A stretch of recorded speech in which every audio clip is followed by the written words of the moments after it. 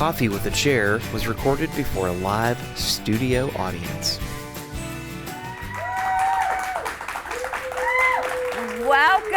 Welcome to Coffee with a Chair. I'm Teresa Aronson from the St. Lucie County Chamber of Commerce. It is our pleasure, our honor to facilitate this event every single month. We're very consistent, and that has paid off because we have a full house, right? I know, it's so great to see. I just can't believe this. So this show will air in February, right? But we tape it a little earlier, and it runs for the month. But it's always everybody's New Year's resolution to get out at the beginning. January, we pack the house in all of our events, but that's fine. Okay, so y'all remember this February, March, April, I'm taking down all your names. We're taking your names and notes.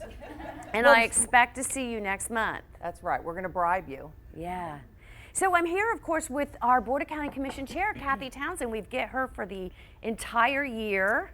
You poor thing. No, I'm excited about it. I'm very, very excited about it. We always have a good time on the show. We've done it one year before. I think we had 2020. We had a year together, and then we have a year together now, which is great. So Board of County Commission chairs rotate typically, and Kathy is in your second or third term now. I'm in my seventh year. My 7th year, second term. Yeah. Oh, yeah. I was gonna say. Yeah, I would never do that long. Believe me. That's a long time. Limits, that's like over 2 decades. Yes. Some people have done it. They have, and some have come really, really close, right? That's right. That's a lot of community service. So we're just going to chit-chat about what's going on in the community. We talked about a few things. We asked our audience ahead of time what they want to talk about. So what do you think? Well, I think that St. Lucie County is really doing well, and we're in a really, really great place. Things are going, as you know, from last month, we talked about and updated that our county administrator is leaving. Yeah. We are in the process. Interviews start next week, which, by the way, I believe you're going to be joining me. I am, and I thank you for that. Yes, I mean, the chamber plays a big part in what this county does, as well as EDC. So I thought it was only appropriate to have you and Pete at the table with me. So I appreciate that very much, and looking forward to it. Rearranged my schedule so I could be there because I do think it's important. We had 27 applicants. We've narrowed it down to the top 6. Okay. And we're going to be interviewing those 6. As of right now, it could go to 5 because, as you know, those people are constantly applying for positions, and if they get a position somewhere else, it could end up with just 4. Who knows, right? But we do have the top 6 as of today. And there's going to be a reception so that people can come out, you know, and if they want and meet the applicants, whatever. And then at that point, sometime the following week, if the board's in consensus, we're going to go ahead and make a decision and get them hired. And so there is a real good chance by the time you're watching this show that we could have somebody hired. in-house, yes. Yeah. So it's interesting to me, the county administrator, most people, the layman is not concerned of the hierarchy of local government, right? And so it's interesting when you talk about the county administrator, a lot of people don't understand what that job is and how it interacts with the Board of County Commissioners. So as a commissioner, you cannot hire and you cannot fire. And if you actually try to get involved, you can be brought up on ethics violations. Yeah, with personnel issues. Yes, you don't. So the county administrator hires the personnel, and then he has an assistant administrator. Some of them have 2. We recently have 2 with Howard's leadership. He splits off the departments, and they are over the departments. And then Howard does the liaison work in the community. He helps with our county attorney negotiate contracts like METS, the port, airport hangars, stuff like that. He meets with the commissioners every week. We go over every single thing that's on our agendas or that's coming up on the agenda. As a commissioner, if you have a concern with an employee, you can discuss it with the county administrator. We're not allowed to discuss things with employees. Everything has to go to the administrator. So they play an important role because they're the ones also with our budget that they handle the $500 million that it takes to run St. Lucie County. So he is the one that meets with all the different departments, the department's needs, and he balances the budget, turns the numbers around, and then brings it to us for a week. We sit there and we negotiate what department's going to get what to stay within budget. And that's mainly his goal, is for us to, we let him know, look, we want to lower the millage rate, and if he says we can't do it because, and then we go back and forth. And so primarily that's his position, is to hire the main directors and to balance our budget. But a good administrator is involved in the community and has the relationships with EDC, the chamber, TCBA, TCMA, and all of that, because it's important for him to have those relationships. It is.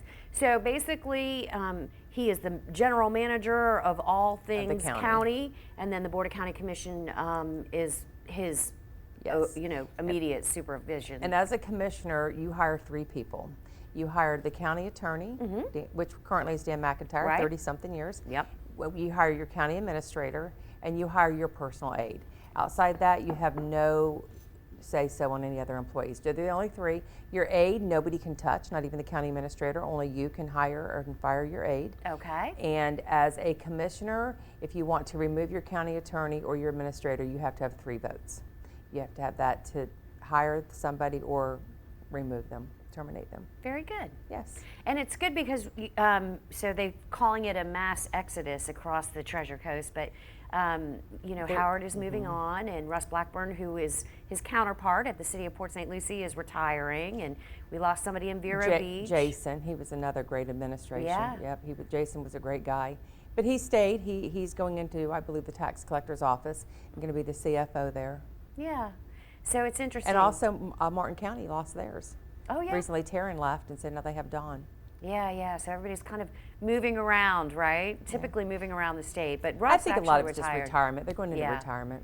Russ is going to retire the city manager for Port St. Lucie and stay around. But yeah, so it's very nice. And I don't think, how our administrator, he's going over there because it is going to be less. It's a city position, more or less, and it'll be less for him and Marion, and it's kind of an exit plan for them. They're not going to sell their house here. Her intentions, I think, is she would love to come back and stay here. She loves her home here. So I don't think that we've seen the last of them yet. I think that they'll be back. You do? Someday. Yeah, once you move here, it's hard to leave here, right? Because we have everything. We do, and it's a nice place to live. Yeah, the beach. We have some, less urban areas out west. We have lots of parks. We have access to Miami and Orlando, rather it's easily. The location. It's a great location. But Howard is going to go to a smaller area, and probably start working towards his retirement too, is what I'm guessing. Yeah, I'm sure. Yeah. And I'm happy for him. Yeah, me too. So other than that, though, the county is doing very, very well. I'm sure most of you by now, by the time they see this show, will have seen the 455-foot yacht that is at the port, and it's the 44th largest yacht in the world. Ooh. And do you know who owns it? I haven't got a clue.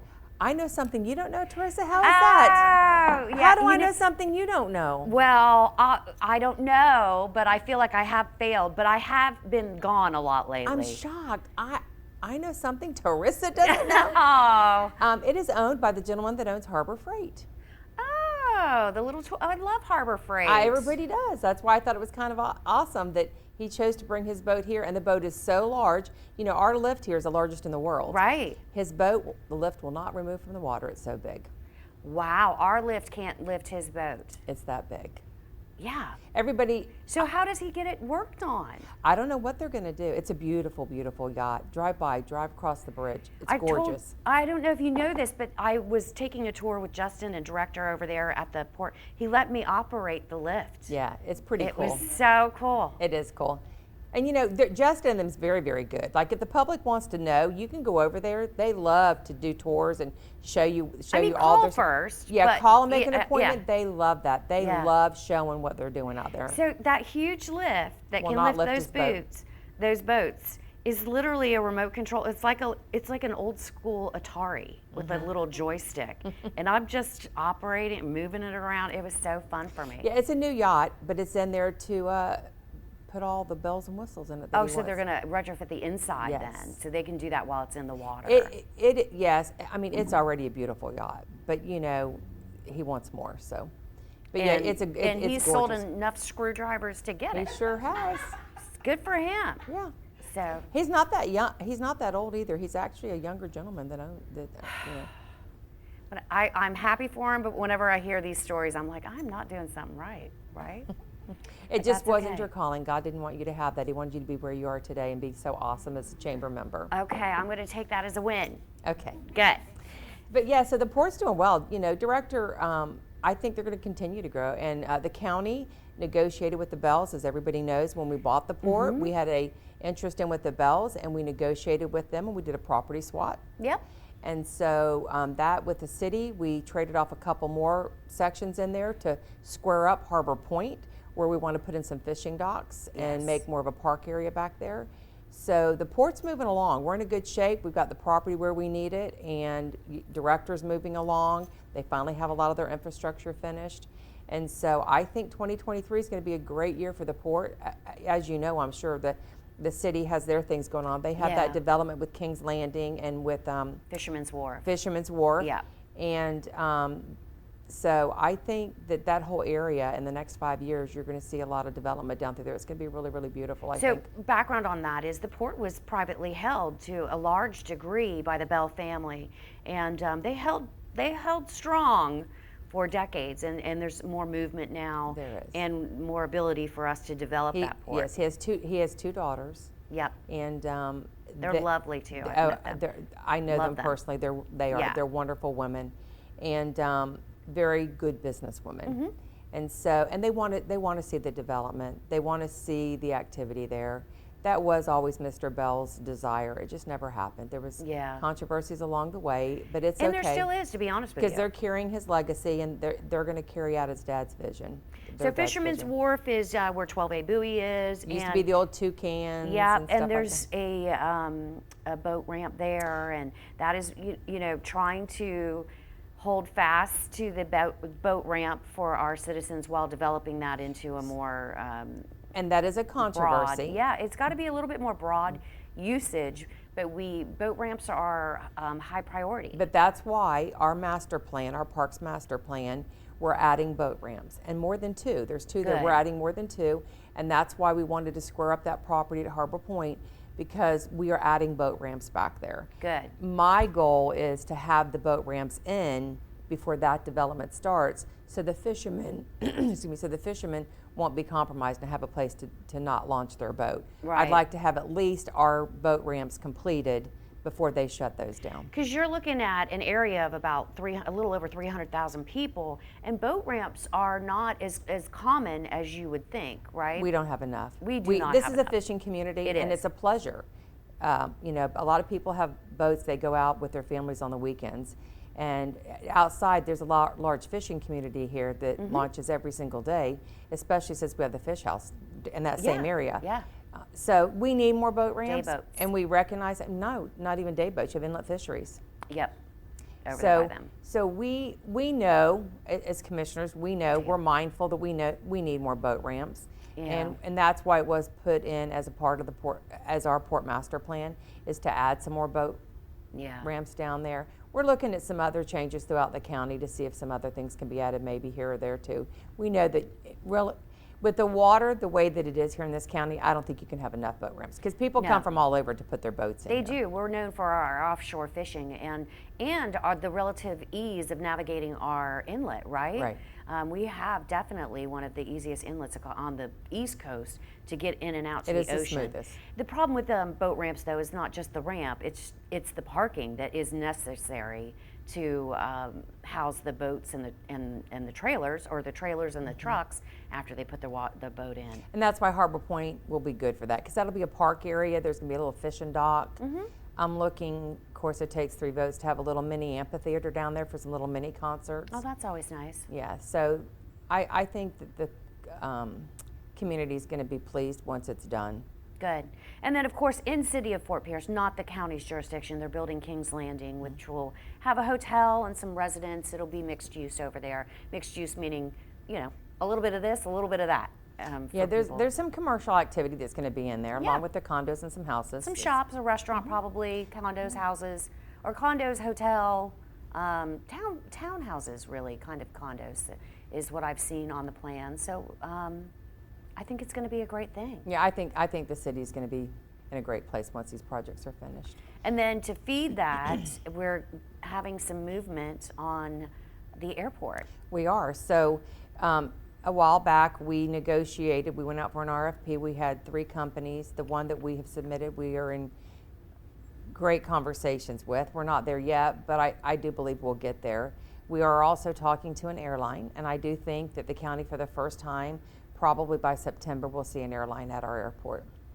It will be nice. We have struggled to get a commercial airline at our airport, and the reasons are very clear to me. I think the residents really want it, but then when it does come, it is not. It's not usually a cost saving to the residents. There's right? a lot They're of things, smaller. but there's a lot of things that go with it. So we just recently got some funding, and we're going to be extending the runway, which will help with your bigger jets. Yes. The jets can come in now. We have the runways there, I was and just it's gonna say, big enough. It's big enough, but it did need to be extended. So we were successful, and we got the grant, we got the money. So we are extending the runways, which will make it easier.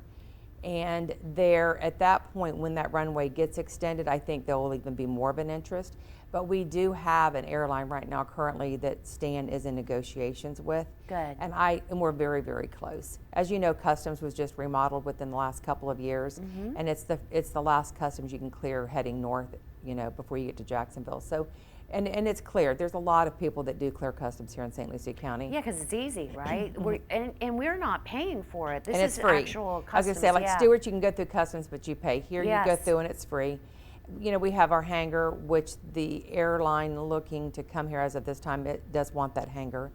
And then if the RFP continues to move through, they'll be developing the north side of the airport. You possibly could see maybe even another restaurant over there on that side of the airport. Oh, wow. Okay. So there's going to be a lot of growth, a lot of things. There's another company in wanting to develop some of the west side of the airport along Kings Highway. Okay. So I think, in St. Lucie County, our growth is going to be North County. We have all those houses going in up Andrea Road. There's a couple more developers coming through, looking to put in some more development up there. We're looking to kind of do away or redo some of the TDC, the towns, villages, and countryside. Yes. And kind of change that around a little bit to make it a little bit more user-friendly for development. But North County it's going to grow, and that's where the development's going to be, I think, moving forward, is North County. I think you'll see some commercial use up on the north side of US 1 because the utilities has been extended now all the way up to the county line. It has. So now it's ready and it's available for commercial use. So I think over the next 5 years, that's going to be the strength of where the county's going to grow. Yeah, I sit on the Development Review Task Force, as you know, and we've been looking into towns, cities, and countrysides for a while. So for those of you watching, it is sort of an overlay of an area that they wanted to have a little bit more control over what was happening in that area. So the requirements to develop there are different, sometimes hard to understand, and we're going to revamp that. But there's overlays all throughout the area. Oh, there is, like Tradition. Tradition was one. Tradition's an overlay. There's an overlay on Prima Vista. There's an overlay on Becker. This is common practice of government to try to maintain the growth. Yes, and but also it is an enterprise zone. It's also done so that you don't put a lot of housing together and not have the use. You have to have the medical and the fire and your stores and your grocery stores to be in that area to support the growth of the housing that you put there. And the infrastructure too, because people say to me all the time, tiny homes are a huge thing. Everybody wants a tiny home. I get it, because I want a tiny home. My husband says no though, but I want one. I just moved into a new house, and the house I bought is like a third of the size. I feel like I'm living in a tiny home. That's what my husband said when we downsized, and he's like, you would go smaller, I know it. And I said, I absolutely would. But here's the thing with tiny homes, and I have to explain it to people when they come to me, there's all this land out west. Why can't I just have a little tiny home community? Because the infrastructure is not there. If there's emergencies, if there's fires, we don't have the roadway, we don't have the water access. So you can't put people in a dangerous situation. And unfortunately, as of this time, you cannot build a tiny home in St. Lucie County as your residence. No. However, we have changed some of the language. You can build a tiny home in St. Lucie County now if it's an accessory use. Yes. So a guest house, a kids' playhouse, or something like that. You can build a tiny home now as long as it's an accessory use or a guest home. Other than that, it cannot be built for your primary. No. And City of Port St. Lucie has a 1,300 square foot requirement, and that's what yours is too. But I think that we may see more and more, instead of tiny homes, we're going to see auxiliary dwelling units or ADUs. And I do think eventually there will be a tiny house community here. I do think eventually the code will change, that they'll be allowed. When you look at the income of people and you look at the cost to live, people are forced to downsize. And people are not going, some people will, but a lot of people are not going to be able to afford a 2,000 or 2,500 square foot house. They're only going to be able to afford a 1,000 square foot home. And so I do think that it's coming. I hope so. I hope so too. I think they're cute. Yeah.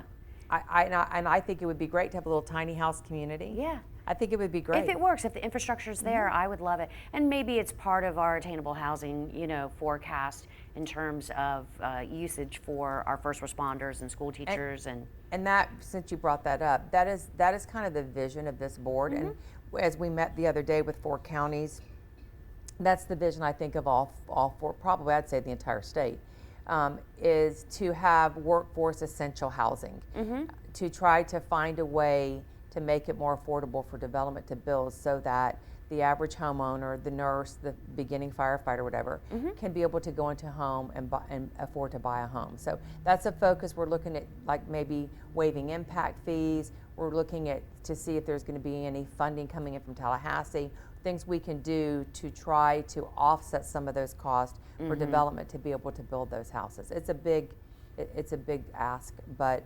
I do think that Tallahassee's cognitive of it, and I do think that there will be some help coming down from the I hope state. so. The reality right now, though, is tiny homes are not really that inexpensive in comparison. They're about $150,000. I know it. Yeah. I know it's quite I can remember quite a bit. I can remember when my kids were growing up. My son wanted a shed, and he wanted me to build out the shed and put it in the backyard, and he wanted to live in it. Who would have known that would have be a house today? I know it. Well, my best friend, as everybody knows, lives in San Diego, and San Diego is built on the premise of auxiliary dwelling units. Everybody has one. If you don't have one, but it did tackle their housing issues in terms of lower income families. So it might be something we have to look at. We keep getting bigger. We're not San Diego, right? I hope we never become San Diego. Right. We don't want to be San Diego, but we do have to address the needs of the people living here now. And let's be honest, most of our land is held privately, meaning it's going to be developed. Correct. Yes. And I think that's the hardest thing for people to understand, because I get calls all the time, stop the growth, stop the growth. I can't stop the growth. No. I can control the growth, but I can't stop the growth. It's property rights. And if I start telling people no, I'm going to waste your tax dollars by lawsuits. Do you want me to waste your money and just let attorneys get a new house and a new Mercedes? Or do you want me to try to control the growth? Because and so it's about controlling the growth, because people have the right to build. And if they're building something that's within that zoning, then they have the right to do it, period.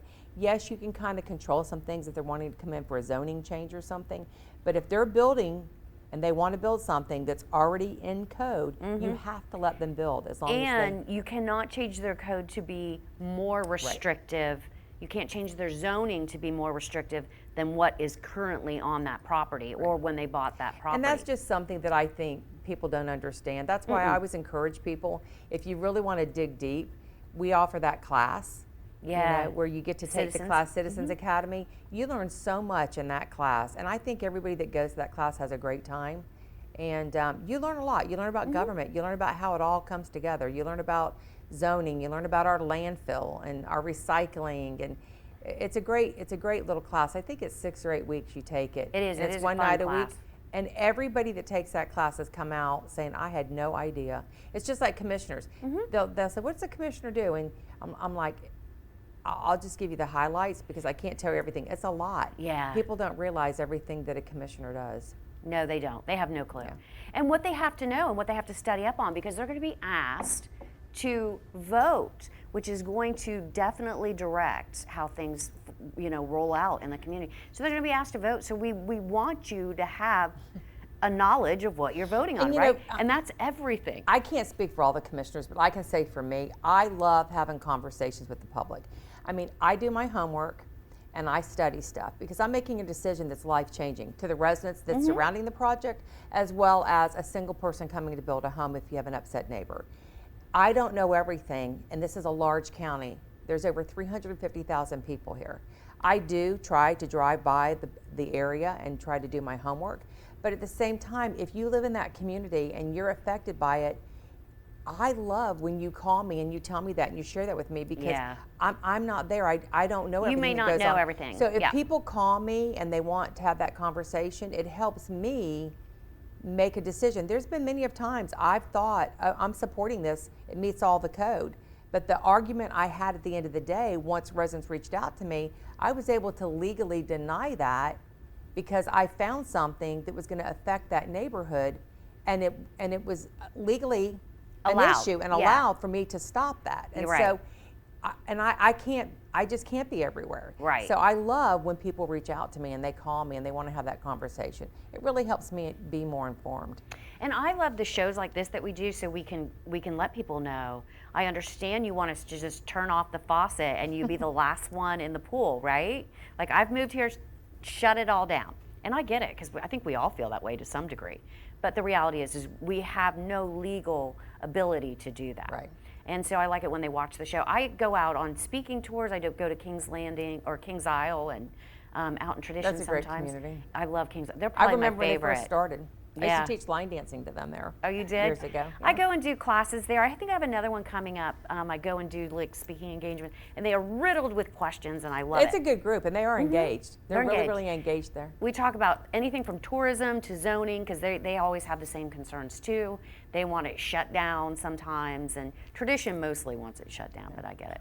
Speaking of tourism, there's not a whole lot going on there, but I will say the Mets just got their field revamped, and they had some artificial turf put in, and that the stadium's looking good. So if you're a Mets fan, you're going to see some new improvements there, because they just wrapped it up. Our Parks Department did. So, and they are going to have their first full spring training season since COVID. So right. Yeah. Yep. So it's going to be a big year for the Mets, and I never really know what people want to know on this show. So maybe those watching the show will email you or email me and say, I want to know more about such and such. So we talked about Port, talked about the airport, we kind of touched on some city stuff. Yep. We talked on the administrator. Yeah. We talked on maybe the new administrator coming in. I do want to say I'm going to be another grandma. You're going to have another grandbaby? My little Angel baby, she's in labor right now. So I'm going to have me a new little girl today. Oh, wow. Locally? Yep, Tradition Hospital. Oh, very good. I have a grandchild born at each one of our hospitals, St. Lucie Medical, Longwood, and Tradition. I have 3 grandkids. They were all born in different ones. This is my third. It's your third too? Oh, so sweet. Yeah. Congratulations. Hey, it's exciting for me. I have a new baby. You have a new baby? All my grandkids live in New York now, so I'm down here. We're flying solo. None of our kids live in this state. I don't know if I should take it personal. They're after they get 5 or 6, though, they're really just not as fun. If we could just bottle them and leave them there. I feel the opposite. When they're a baby and I can't reason with them, and there's diapers involved, I'm like, eh. But when they get older and I can have a conversation, I'm good. All right, so Mike wants me to ask if we have any questions, but we took questions earlier, but if anybody in the audience has a question. Let me just touch a few things. I get questions on this. It's not me, it's city, but people want to inquire, and I don't get in the city's business. But let me just say that I get a lot of questions on the Wave Park. And the Wave Park, as far as I know, is in permitting. That's all I can say. It's in permitting. I know nothing more about that. I will say, though, that we do have somebody at the county that is looking to put in a wave park out in our entertainment district, out by the fairgrounds. I don't know that they've really made it through and even come in for application, but they have been to me, I'm assuming other commissioners as well, to inquire about a wave park. And as you know, we did change that districting out there to entertainment district. We're looking to put in a motel. There is also somebody else that has been in to speak to all of us about a racetrack. Yes. And so there's some things that are going to be happening, and that's kind of right on the line where city and county are kind of merging out on Midway Road. Yep. So I don't get in the city's business. I stay in my lane, but I do get a lot of those questions. And so as far as I know, they're still having that conversation. The Wave Park is in permitting in the city of Fort Pierce. As far as I know, it's moving along. The racetrack, but both the racetrack and the other wave park are in the initial probing stages, but the racetrack is for the novice, really. It's a club, basically a club. It's going to be a private club. Private club of racetrack. But our parks master plan out there at the fairgrounds, we have put in a racetrack for like dirt bike racing and stuff. Oh, that's cool. Yes, so and a motel for out there as well. So. Entertainment district opens up the variety of what you can have out there, so that's why they put that designated the fairgrounds and entertainment district. It makes sense to me. Yeah, it does, and it's west. As long as we can get the infrastructure, we still probably have some. Again, I just can't believe we have all these people here. I'm very happy to see all these people. I hope it happens at all of our shows. And I do want to give a shout out to Steamworks. Great coffee, Oh, guys. always. And he always stays for the show, which we appreciate.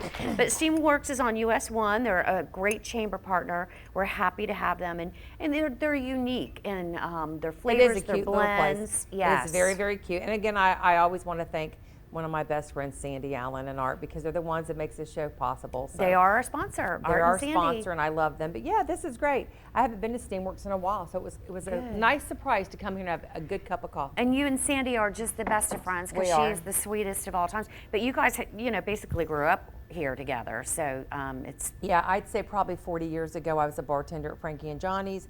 She was a bartender at Partners 3, so I think I'm telling our age. I'm going to guess nobody here knows what any of those places are. Well, they were the honky tonks back in the day. Yes. I love it. You do have a question, Jared? So go ahead and. Good morning. I'm wondering the time frame on extending the runway and possibly having an airline come in. Well, we don't have to extend the runway. For this airline. For this airline. This airline can land at right now the way the runway is. As far as extending it, you're dealing with government. We just got approved for the funding, and government moves really, really slow. So I would say the runway probably won't be finished for a couple of years, but it's not going to affect the airline. The airline can run now. The president has been in here several times, several presidents, and they've landed without any problem at all. We have a runway long enough to land the planes. So government is a fund. It's FAA regulated. That's a federal organization. And then there's always mitigation. And I know we had endangered scrub jays, I think, out there. Scrub jays, gopher tortoises. All those things have to be mitigated. Yeah. And that takes a while. It takes a long while. It's taken us a long time to get the money. Yeah. So now we have the money. We probably won't have all that wrapped up till probably the end of the year. Then it's got to go for design. Then it's got to go out for the bid. And it's typical government fashion. You got to drag it along for a couple of years. The government is definitely slower than the tortoises. I don't know if you've seen these tortoises lately, but they move. They do. Tortoises do move faster than government. Yes, for sure. No doubt. But thank you for your question. That's probably my most frustrating thing. I'm privately owned business. Yeah. And if something's wrong, you fix it. If something needs fixing, you just do it. And in this position, it just takes forever to create change and get something done. Yeah. Nothing happens quick. So that's probably my biggest frustration. So I've always wanted to serve my community in a government fashion, but then I think, oh my gosh, I would get so frustrated. In my office, I will change something the day of, and we'll just go ahead and do it that way, right? I'll say this. When I first became a commissioner, people would call about garbage. This was before garbage got really bad. You're right. This was just like a typical, and I just picked up the phone and called Waste Pro. And the assistant county administrator comes down. He goes, Kathy, we don't call the garbage company. I go, well, the resident called me and her garbage wasn't picked up, so I just called Waste Pro. We don't do it that way. I go, well, what do we do? He goes, we have a liaison. You call me or you call whoever it was at that time, and we make the phone call. I go, no. I can't be doing this, and you call that one, and then maybe it gets done 2 weeks from now, and then their garbage has been missed for 2 more weeks. That's not how I do things. I said, no, Bob, I'm just going to call Waste Pro, because you know why? The garbage is already picked up. And he was like, okay. Well, from that day on, if there's ever a question in garbage, I do pick up the phone and call Waste Pro, and poor George Landry, who's now in that position. Yep. He always gets the call after I've called. He's like, is everything okay? I go, it's perfect, George. Yeah. It's already been picked up. So I kind of break the rules, and I probably shouldn't, but it gets done. You pick up the phone and you call, and I love it, because by 5 o'clock, Waste Pro's been out there, they picked it up. They're already calling my office saying, thank you very much. I appreciate it. That's how you get things done. I don't want to call somebody and them call somebody and then email somebody, and then maybe 2 weeks your garbage gets picked up. And then never know if anything happened, because they don't tell you. Pick up the phone. Yeah. Like if there's a problem that, something with the chamber or something, and I know you can help them, I'm not going to go to Mark Satterley, who was our assistant deputy clerk that might be over you or whatever, I'm gonna pick up the phone and say, hey, Teresa, can you take care of this person? I go straight to the source. And so I do get in a lot of trouble for that sometimes, but you just got to get stuff done. Everybody has their own way. And That's how I love do your it. way. I love your way. It's It's very about just straightforward. get her done. Get her done. All right, well, Mike is giving me the finger, and that finger is wrap it up. And I know that finger well. And you know what I am going to do? On one of our shows, I am going to have Mike on the show to talk about what SLC TV does. Okay. And how everything happens and how the filming goes, what goes into the process. Mike's always in the background and nobody ever singles him out. And let me tell you, he is one of the most awesome employees that we have. He puts up with me. He puts up with all the other things that people throw at him, and he just goes with a smile. So Mike, you're going to be on the show. Yeah. Mike's been putting up with me for over a decade. I've been hosting shows here for over 10 years, and I think at one point I might have had 4 shows on this channel. And it doesn't even matter what you say or do. Even if he doesn't agree, he just go, okay, we're going to make, okay. We've learned to work with it. I know Mike's buttons, so I'm like, nope, just let Mike handle it. Yeah, so I think Mike needs to shine. So you're going to be on the show, Mike. Very good. All right, well, I want to thank our audience for being with us today. What a great audience. Thank you and all for of being course, here. Steamworks Coffee Bar. Thank you so much. The coffee's always delicious. She even brings flavor pumps, I know. people, Yeah, for those of you watching at home. And of course, Art and Sandy Allen at A&G Pools. I can never thank them enough. Not on just behalf of us, but the community. The entire community. Yeah, They do so much for everybody. They do. So with that, thanks to Mike and Stefan and Kathy, Commissioner Townsend, Chair Townsend. It's Kathy. Always happy to have her here. So I'm just Kathy. I've known Kathy since Kathy was Kathy from the Melon Patch. Melon Patch. Yeah, I almost said Cabbage Patch, but I knew you. It's know what I okay. meant. You can call it whatever you want. Okay. So with that, have a great day, everybody. We'll see you next time. Happy Valentine's Day. Oh yeah, happy Valentine's Day. Valentine's. Happy Valentine's Day.